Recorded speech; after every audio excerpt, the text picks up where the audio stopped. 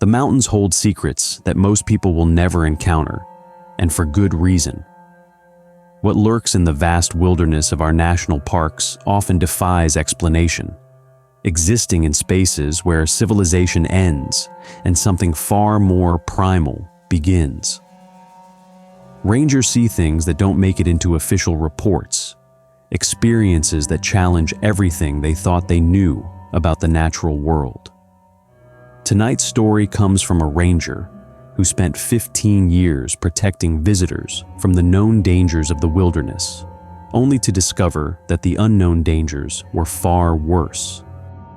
This is an account that will make you question whether we truly understand what calls the deep woods home, and whether some places were meant to remain untouched by human presence.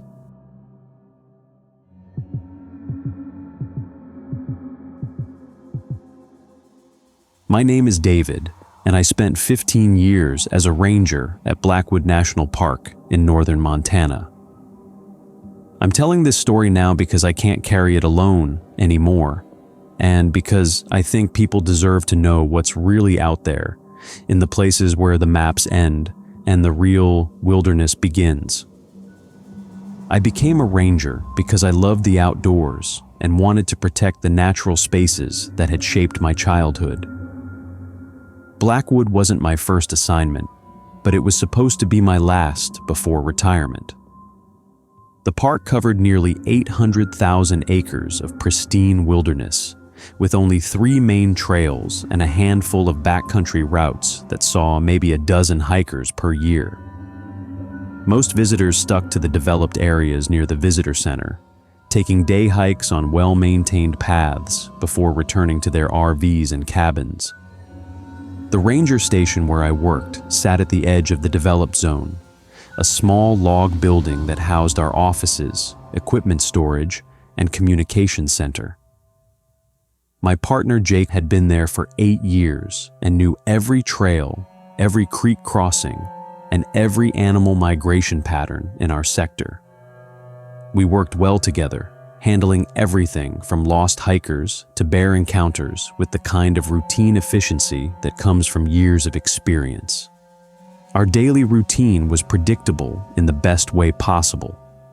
Morning briefings covered weather conditions, trail closures, and any overnight incidents. We'd check equipment, review search and rescue protocols, and split up to cover our assigned areas.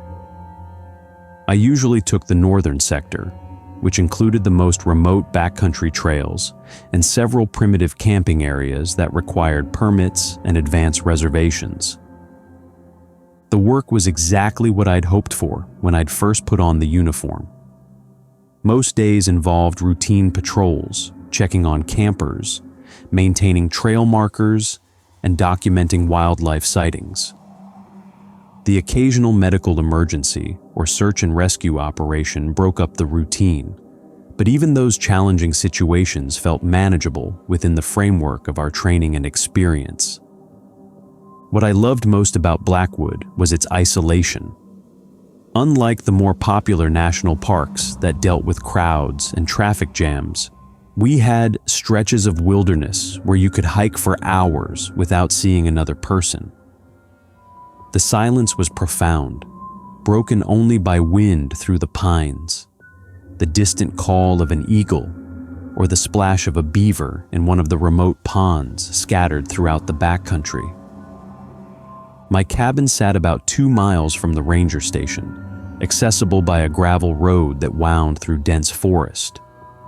It was a simple 2-bedroom structure that the Park Service maintained for senior staff, with solar panels for electricity and a propane system for heat and cooking. I'd made it comfortable over the months since my transfer, adding personal touches that made it feel like home after years of temporary housing in other parks. The first sign that something was different came on a Tuesday morning in late September. I was conducting my usual patrol of the North Ridge Trail, a moderate day hike that connected several scenic overlooks. The trail was empty, which wasn't unusual for a weekday after Labor Day, but something felt off about the silence. It was too complete, too absolute, Even the insects seemed muted. I stopped at the first overlook and pulled out my binoculars to scan the valley below. Everything appeared normal. The creek meandered through stands of aspen and pine, their leaves beginning to show the first hints of autumn color. A small herd of elk grazed in a meadow about half a mile away. Nothing seemed out of place, but the feeling of wrongness persisted. As I continued along the trail, I noticed that I hadn't seen any birds. The forest was usually alive with the chatter of squirrels and chipmunks, the tap of woodpeckers, and the calls of dozens of bird species. But today, the only sounds were my boots on the packed earth and the whisper of wind through the branches above. I reached the end of the trail and turned back, telling myself that animal behavior could be influenced by dozens of factors I might not be aware of.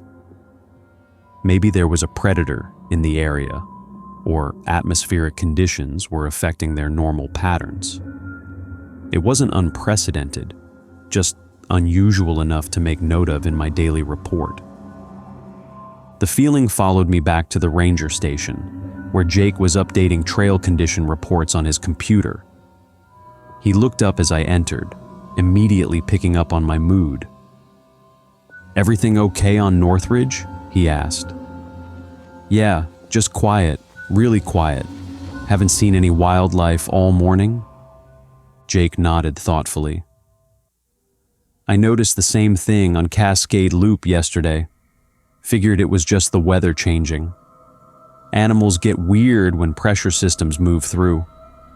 We discussed it briefly, but neither of us was particularly concerned. After 15 years in the field, I'd learned that the wilderness had its own rhythms and moods.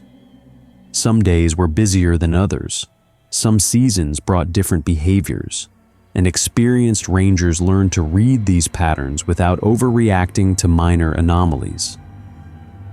That evening, I drove home to my cabin as the sun set behind the mountains, painting the sky in brilliant shades of orange and purple.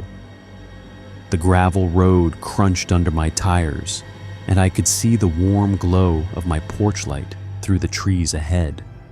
It was a scene I'd enjoyed hundreds of times. The simple pleasure of returning home after a day well spent in the wilderness I loved. I parked beside the cabin and gathered my gear from the back seat, looking forward to a quiet evening with a book and a glass of whiskey. The routine was comforting, predictable in the way that wilderness work rarely was. I unlocked the front door and stepped inside, immediately noticing that something was different. The smell hit me first. Not unpleasant, exactly, but unfamiliar. Earthy and organic, like damp soil or decomposing leaves. I set my pack down and walked through the cabin, checking each room.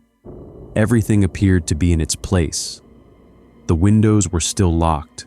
There were no signs of intrusion, and none of my belongings had been disturbed. I convinced myself that the smell was probably coming from outside, maybe leaves that had accumulated against the foundation, or a small animal that had died under the porch. It was the kind of minor mystery that would probably solve itself without investigation. But as I prepared dinner and settled into my evening routine, I couldn't shake the feeling that something fundamental had changed. The cabin felt different somehow, as if the space itself had been altered in some subtle but significant way. It was like returning to a familiar room to find that the furniture had been moved just slightly, enough to notice, but not enough to be certain.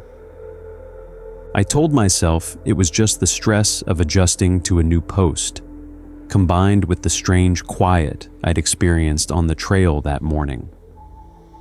Sometimes the isolation of ranger work could play tricks on your mind, especially when you'd been alone in the wilderness for extended periods. It was a recognized occupational hazard, and experienced rangers learn to distinguish between genuine concerns and the products of an overactive imagination. That night, I sat on my porch with a book, listening to the familiar sounds of the forest settling into darkness. Somewhere in the distance, an owl called to its mate. A branch creaked in the wind. Normal sounds, comforting in their predictability.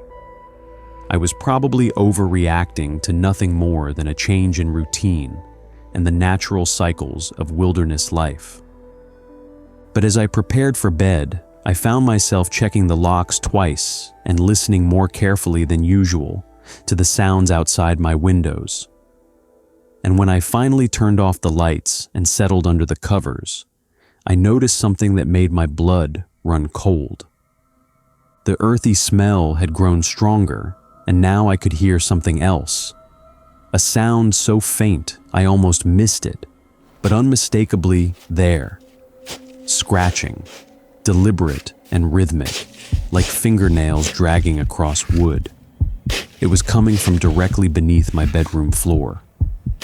I lay in bed for what felt like hours, straining to hear the scratching sound again. When it didn't repeat, I convinced myself it had been mice or some other small animal moving around under the cabin. Old buildings in the wilderness were notorious for attracting rodents, especially as the weather grew colder.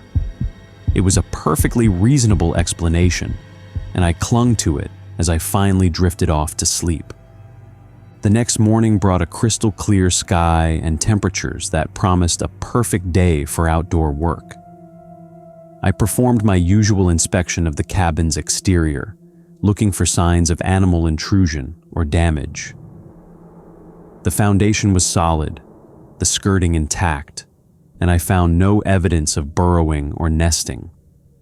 If anything had been under there, it had left no trace of its presence. My patrol that day took me to the Wilderness Creek area, a remote section of the park that required a 4-mile hike from the nearest access road. It was one of my favorite areas, with pristine water sources and wildlife viewing opportunities that most visitors never experienced. The trail wound through dense forest before opening into a series of meadows connected by the meandering creek. As I hiked deeper into the backcountry, the strange silence from the previous day seemed to lift. I spotted a family of deer browsing in a clearing, heard the distinctive call of a red-tailed hawk, and noted fresh bear sign along the creek bank. Everything seemed normal again, reinforcing my belief that I'd been overreacting to minor anomalies. I spent several hours documenting water levels, checking backcountry campsites for compliance and maintenance needs, and updating my mental map of animal activity in the area. It was satisfying work that required both physical endurance and careful observation skills. By afternoon, I felt restored by the familiar rhythms of wilderness patrol. The hike back to my vehicle was routine until I reached a section of trail I'd traveled thousands of times before. There, carved into the bark of a massive pine tree beside the path, were symbols I'd never seen before. They weren't random scratches made by animals or weather. These were deliberate marks, cut deep into the living wood with something sharp enough to penetrate the thick bark. The symbols formed a rough pattern about 3 feet off the ground, arranged in what looked like 3 groups of vertical lines with horizontal slashes through them. They were fresh enough that sap still oozed from the cuts, indicating they'd been made recently, possibly within the last day or two. I photographed the markings with my camera and made detailed notes about their location, size, and apparent age. In 15 years of ranger work, I'd seen my share of vandalism and unauthorized trail marking, but these symbols were different. They seemed to follow some kind of system or code rather than random defacement. More troubling was the implications of their location. The trail section where I'd found them was miles from any road or developed area. Whoever had made these marks had either hiked in, carrying the tools necessary to cut through thick bark, or they'd used something they'd found in the wilderness. Either scenario suggested a level of planning and intent that went beyond casual vandalism. Back at the ranger station, I showed the photographs to Jake and filed a report with our supervisor. We discussed possible explanations, from local youth looking for isolated places to leave their mark to more serious concerns about unauthorized camping or hunting activity in the backcountry. Could be poachers marking territories or hunting stands, Jake suggested. We had something similar about 5 years ago over in the eastern sector. It was a plausible explanation, and we decided to increase patrols in that area over the next few weeks. If someone was using the remote sections of the park for illegal activities, additional ranger presence might deter them or provide more information about their activities. That evening, I returned to my cabin with mixed feelings about the day. The discovery of the tree markings had been unsettling, but the return of normal wildlife activity and the beautiful weather had restored much of my confidence in the routine nature of wilderness work. Some mysteries solved themselves over time, and others turned out to be less significant than they'd initially appeared. I was preparing dinner when I heard the scratching sound again. This time, it was unmistakable, and it was definitely coming from beneath the cabin. I grabbed a flashlight and went outside to investigate, crawling under the structure to examine the underside of the floor. The beam of my flashlight revealed nothing but support beams, insulation, and the accumulated debris of years. No signs of animal habitation, no evidence of recent disturbance. But as I crawled deeper under the cabin, the scratching stopped abruptly, as if whatever was making the sound had detected my presence and decided to remain still. I spent 20 minutes under there, examining every accessible surface and listening for any indication of what might be causing the sound. When I finally emerged, dirty and frustrated, I was no closer to an explanation than I'd been before. The scratching resumed that night, always stopping when I got up to investigate and always seeming to come from a different location under the cabin. It was as if something was deliberately moving around to avoid detection, staying just ahead of my efforts to locate it. Over the next several days, the pattern continued. During my daytime patrols, I found more tree markings along different trails, always in remote areas where they were unlikely to be seen by casual hikers. The symbols varied slightly, but followed the same general pattern of vertical lines and horizontal slashes. None of my colleagues had seen anything similar in their sectors. Meanwhile, the scratching under my cabin became a nightly occurrence. I tried setting up a small camera to record the underside of the cabin, but each morning the device showed nothing but hours of empty footage. Whatever was making the sound seemed to know when it was being observed.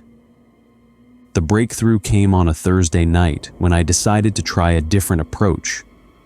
Instead of investigating immediately when the scratching began, I lay quietly in bed and listened carefully to its patterns and location. What I heard made my skin crawl.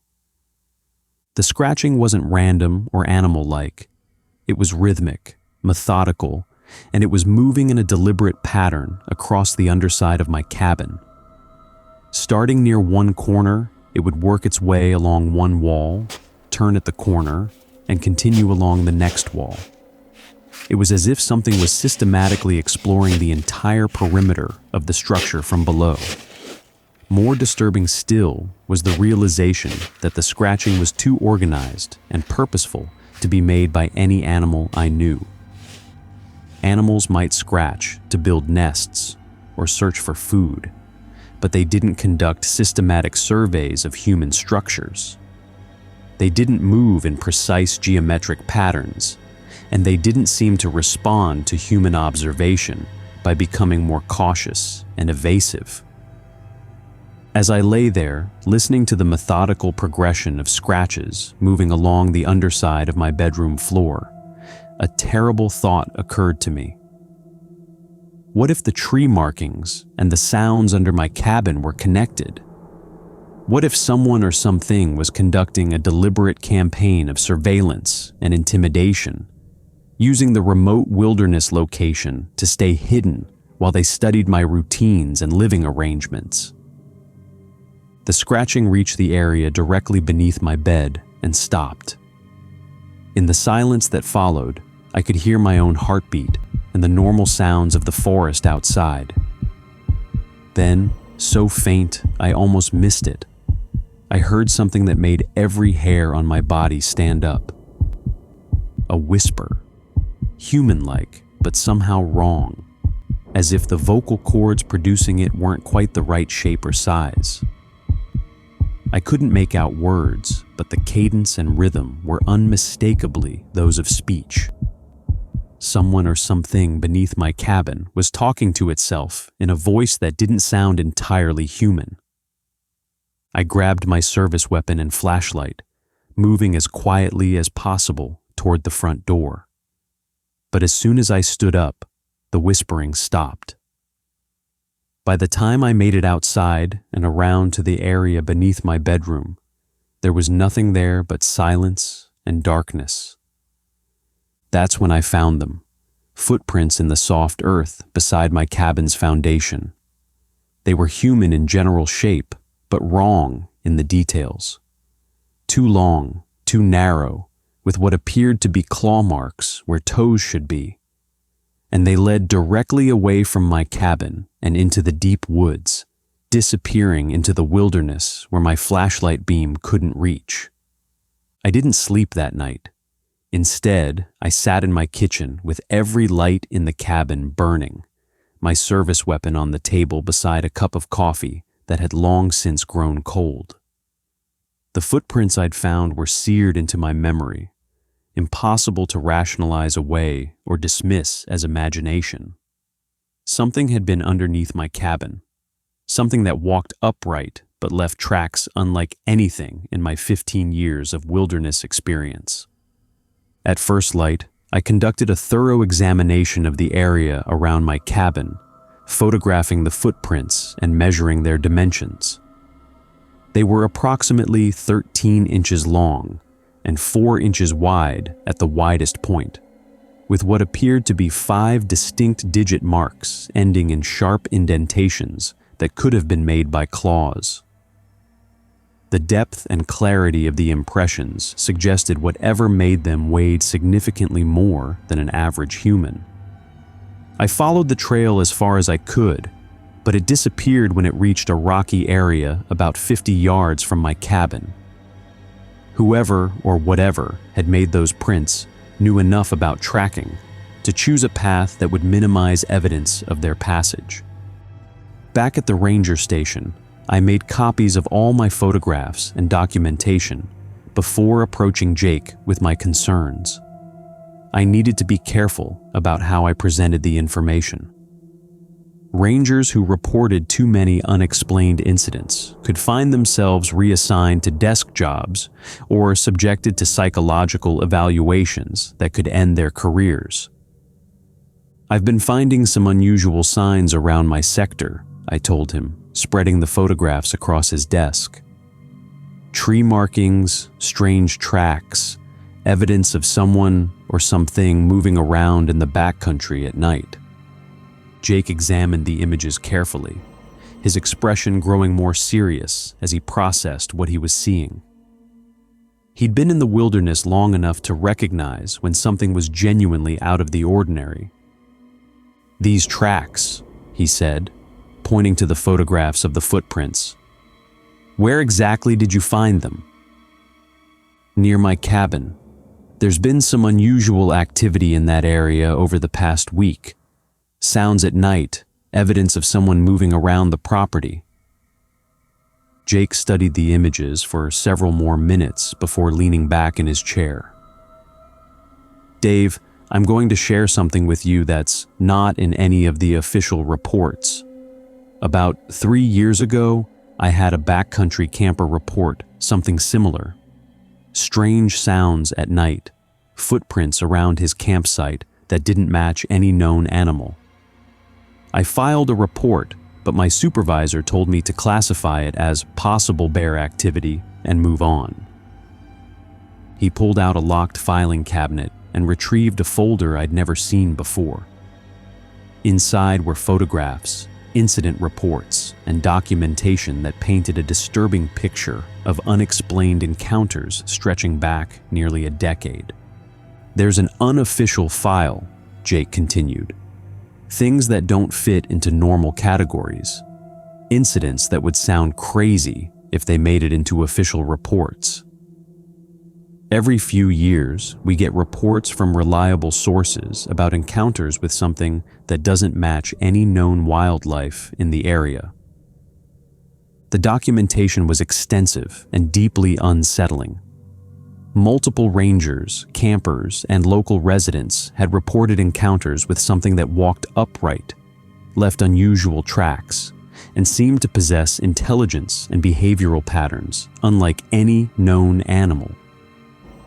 Most disturbing were the reports of systematic harassment, with the entity apparently targeting specific individuals for extended periods of surveillance and intimidation. "Why isn't this information shared with all rangers?" I asked. "Because the Park Service is a federal agency with a mandate to promote tourism and conservation. Reports about unknown creatures stalking visitors and staff don't align with those goals. Rangers who push too hard on unexplained incidents tend to find themselves transferred to desk jobs or encouraged to seek other employment." Jake's revelation changed everything. I wasn't dealing with an isolated incident or a series of unrelated coincidences. This was part of a larger pattern that had been occurring for years, systematically covered up or ignored by officials who prioritized public relations over ranger safety. "So what do we do?" I asked. "We document everything. We watch each other's backs, and we try to understand what we're dealing with without attracting unwanted attention from headquarters. And if things escalate beyond harassment and property damage, we call in federal law enforcement and let them deal with the political fallout." Armed with this new information, I began conducting my own investigation into the history of unusual incidents in Blackwood National Park. I researched local newspaper archives, interviewed longtime residents of nearby towns, and reached out to former park employees who might be willing to share information they couldn't report through official channels. What I discovered was disturbing. Reports of strange encounters in the Blackwood area dated back to the early 1900s, long before the land was designated as a national park. Native American tribes in the region had legends about creatures that lived in the deep wilderness, entities that were neither human nor animal, but possessed characteristics of both. Early settlers reported livestock disappearances, strange sounds in the night, and occasional glimpses of something that walked upright through the forest. The pattern had continued through the decades, with periodic reports from hunters, hikers, and park employees who encountered something they couldn't explain. Most chose to remain silent rather than risk ridicule or professional consequences. But enough accounts existed to establish a consistent narrative of an unknown entity that inhabited the remote wilderness areas of the park. My research also revealed disturbing correlations between periods of increased sightings and subsequent disappearances or unexplained accidents. While the connections were circumstantial, the timing suggested that encounters with the unknown entity often preceded tragic events in the park's history. As I delved deeper into the unofficial records, I began to understand the scope of the cover-up. The Park Service had been aware of unusual incidents for decades, but had chosen to suppress information rather than risk public panic or tourism losses. Rangers who reported encounters were transferred or encouraged to remain silent, and evidence was classified or destroyed to prevent media attention. Meanwhile, my own situation was escalating. The nightly sounds under my cabin had evolved from scratching to more complex noises that sounded like construction or excavation. Whatever was down there seemed to be systematically exploring the entire foundation, as if mapping the structure or searching for something specific. I installed motion-activated cameras around the perimeter of my cabin, but each morning they showed nothing but hours of empty footage. Either the entity was smart enough to avoid the camera's detection zones, or it possessed capabilities that allowed it to move without triggering the motion sensors. The breakthrough came when I decided to try a different approach. Instead of relying on technology that seemed ineffective against whatever I was dealing with, I used traditional tracking skills to set up a surveillance position in the forest near my cabin. I wanted to observe from a distance, using natural concealment to avoid detection. On my third night of surveillance, I finally saw it. The figure that emerged from the forest and approached my cabin was humanoid, but wrong in every detail. It moved with a fluid grace that suggested inhuman flexibility, and its proportions were subtly but unmistakably different from a normal person. Too tall, too thin, with limbs that seemed to bend in ways that human anatomy wouldn't allow. Most disturbing was its behavior. It circled my cabin methodically, stopping at regular intervals to examine the structure with obvious intelligence. It tested doors and windows, studied the foundation, and seemed to be conducting a detailed survey of the property. This wasn't random animal behavior or the actions of a confused human. It was purposeful reconnaissance by something that possessed both intelligence and clear objectives. I watched for nearly an hour as it completed its examination of my cabin before disappearing back into the forest. But as it reached the tree line, it stopped and turned in my direction.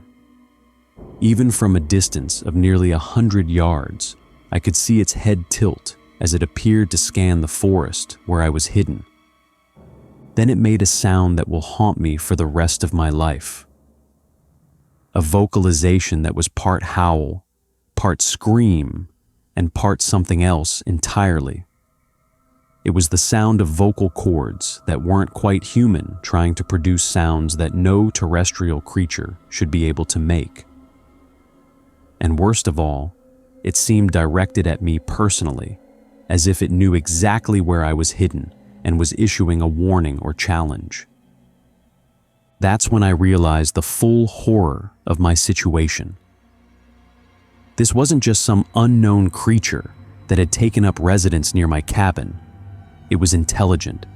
It had been systematically studying me and my living arrangements, and now it knew that I was aware of its presence. The game of hide and seek was over, and I had no idea what the rules of the next phase would be. As I packed up my surveillance equipment and prepared to retreat to my cabin, I found myself wondering if I would make it through the night. And more terrifying still, I wondered what it would do now that it knew I was watching. The entity's awareness of my surveillance changed everything. Over the next 3 days, its behavior shifted from covert observation to active intimidation. The sounds under my cabin became louder and more aggressive, as if it was no longer concerned about remaining hidden. Deep gouges appeared in the siding of my cabin overnight, too high off the ground to be made by any normal animal, and too precise to be accidental damage. I reported my concerns to Jake and requested immediate backup for a comprehensive investigation of my property. We agreed that the situation had escalated beyond what a single ranger should handle alone, and that documented evidence of aggressive behavior toward Park Service personnel justified calling in additional resources. But when Jake arrived the next morning with 2 other rangers and a district supervisor, we found something that changed our entire understanding of what we were dealing with. The gouges in my cabin siding formed a pattern, not random scratches or territorial marking, but deliberate symbols that matched the markings I'd been finding carved into trees throughout the backcountry. The symbols were a form of communication, and they were specifically addressed to me. Whatever was leaving these marks possessed not only intelligence, but a complex understanding of symbolic representation. It was trying to tell me something, and its growing boldness suggested that my failure to comprehend its message was causing increasing frustration.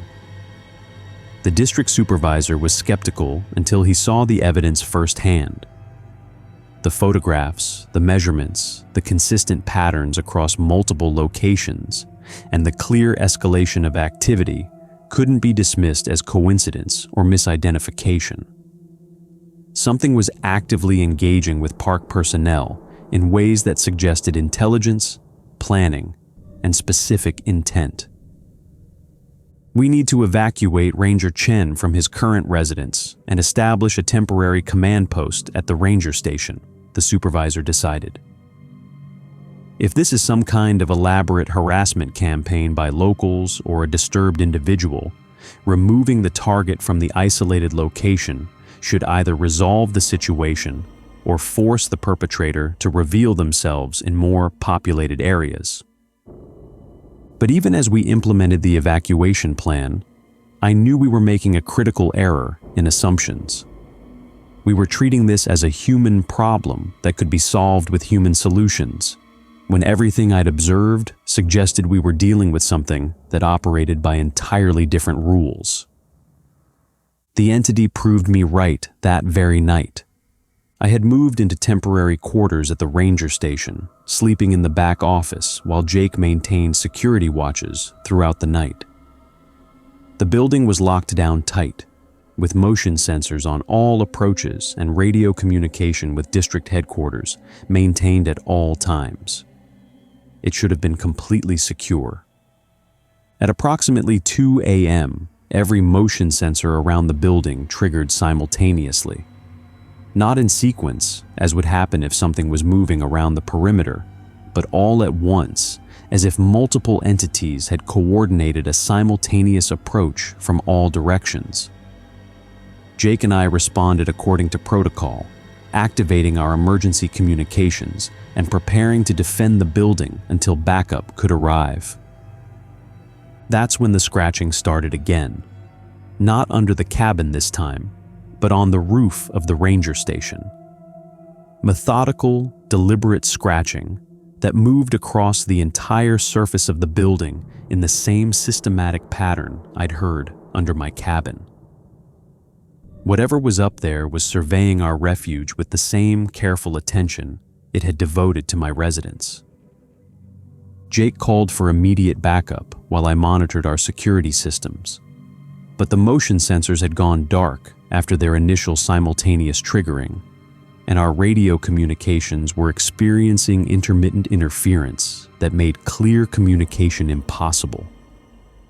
We were effectively isolated, trapped in a building that was supposed to represent safety and authority, but had been compromised by something we couldn't see or identify.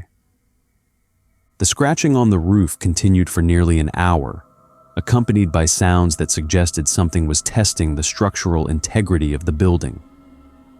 We could hear what sounded like probing or prying noises around the windows and doors, as if our visitor was looking for weaknesses or entry points. Then everything went silent. Jake and I waited in the communications room, weapons ready and emergency protocols activated. But the silence stretched on until dawn, when the normal sounds of the forest returned and our radio communications cleared up.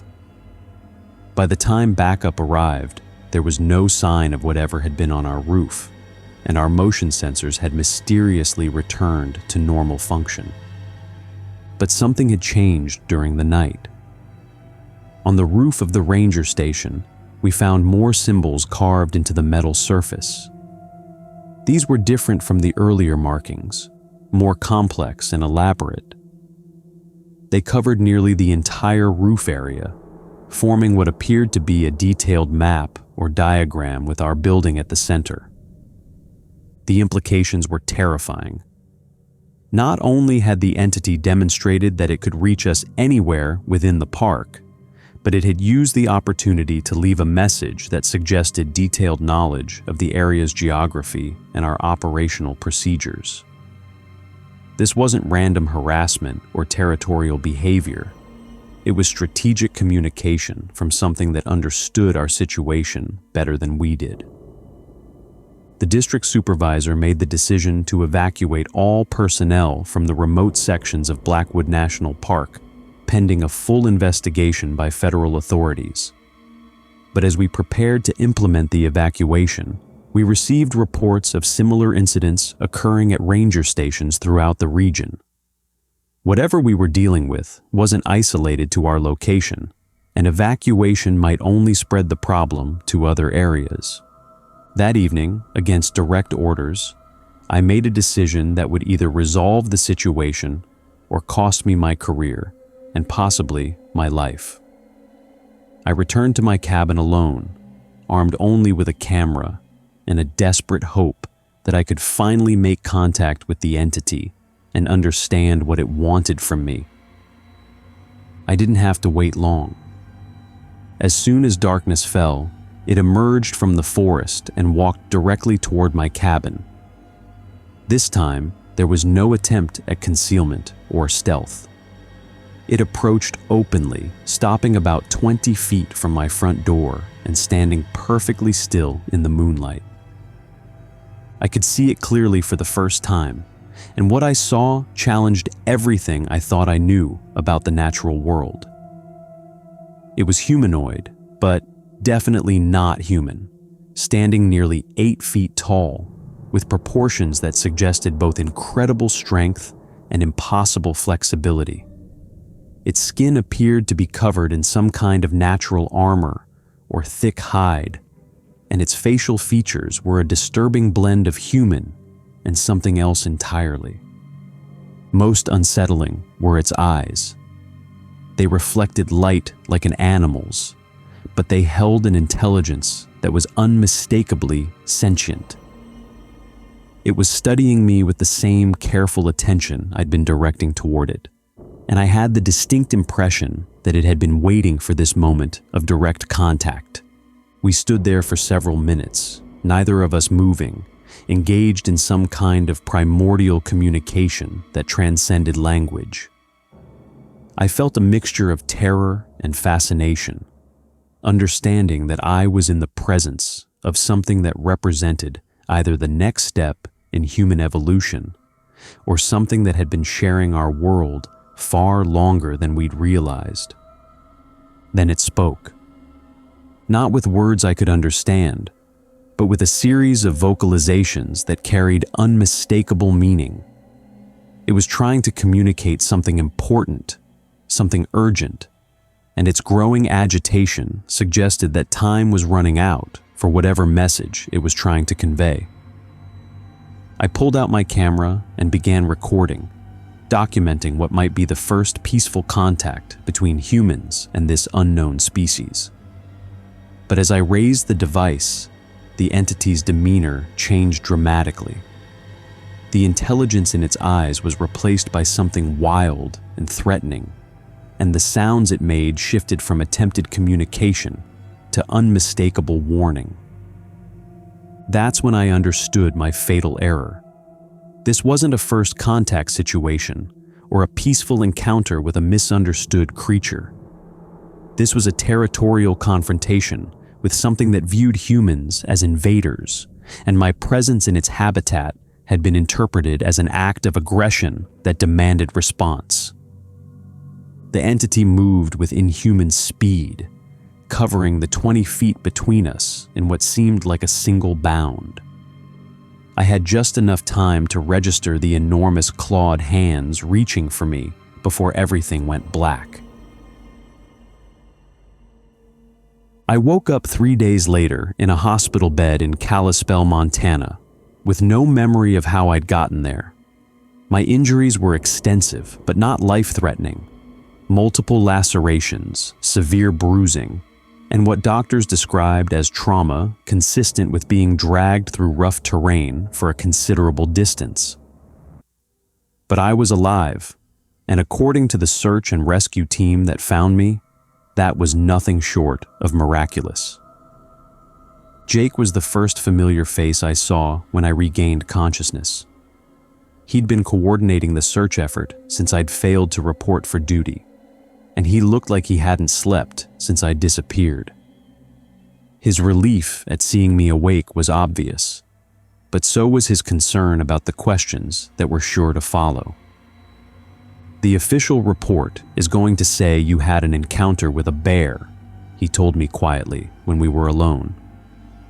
"Your injuries are consistent with that explanation, and it's the only story that headquarters will accept without launching a full investigation that could shut down the park."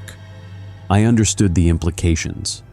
If I told the truth about what had happened, I would face psychiatric evaluation, possible dismissal, and the kind of media attention that would destroy both my career and any credibility I might have regarding the entity's existence.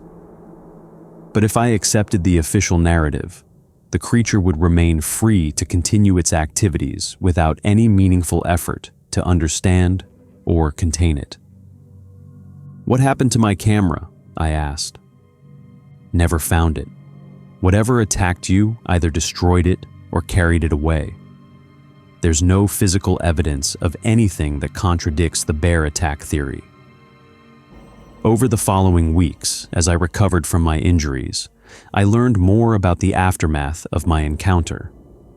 The federal investigation had been quietly terminated after finding no evidence to support reports of unusual activity in the park.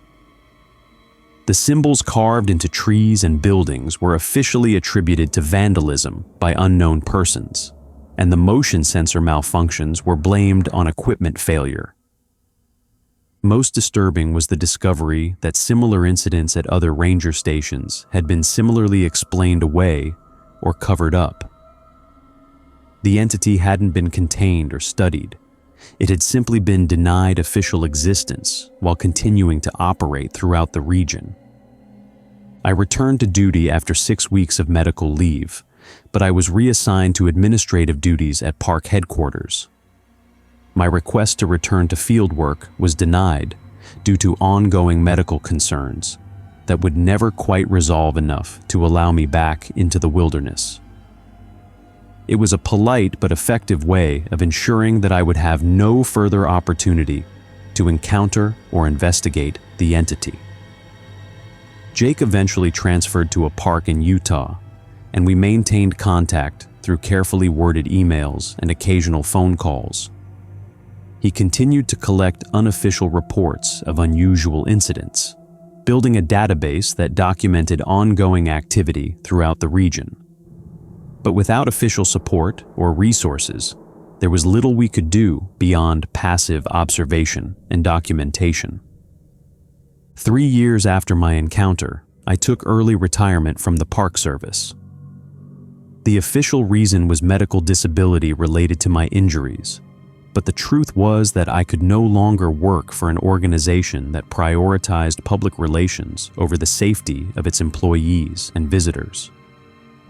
I'd seen too much and knew too much to continue pretending that the wilderness contained only the dangers we were willing to acknowledge. I've spent the years since my retirement researching similar incidents throughout North America. The pattern is consistent. Encounters with unknown entities in remote wilderness areas, followed by official denial and systematic cover-up of evidence. Rangers, researchers, and local residents who report these incidents find themselves marginalized or discredited, while the entities themselves continue their activities without interference. The symbols I found carved into trees and buildings weren't random markings or territorial behavior. They were a form of communication, an attempt by an intelligent species to establish contact or negotiate boundaries with the human populations that were increasingly encroaching on their habitat. My failure to understand their meaning had been interpreted as rejection of their peaceful overtures, leading to the aggressive encounter that nearly cost me my life. I believe these entities have been sharing our world for far longer than modern humans have existed, occupying the remote wilderness areas that we've only recently begun to explore and develop.